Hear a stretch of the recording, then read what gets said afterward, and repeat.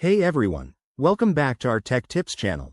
Today, we're diving into a quick and easy guide on how to remove songs from your queue on Spotify in 2025. Whether you're jamming on your phone or chilling on your computer, managing your queue can make your listening experience way more enjoyable. Let's jump right in. First things first, make sure you have the Spotify app open and you're logged in.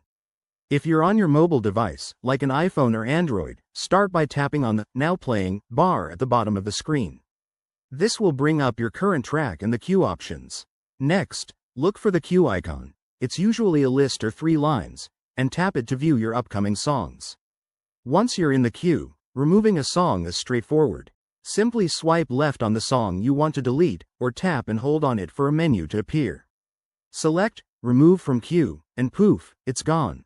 If you're using the desktop version on your computer, open Spotify and click on the queue button in the bottom right corner. It's that 3-line icon again. Right-click on the song you'd like to remove, and choose Remove from Queue from the drop-down menu. Easy peasy. Pro tip: if you're having trouble finding the queue, double-check that you're in the right view.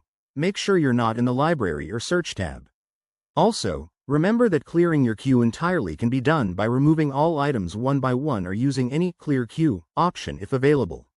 This feature might vary slightly based on updates, but in 2025, Spotify keeps things user-friendly. And there you have it. You're now a pro at managing your Spotify queue. If this tutorial helped you out, hit that like button, subscribe for more tech hacks, and drop a comment below if you have any questions. Thanks for watching, and I'll see you in the next video. Keep those tunes playing.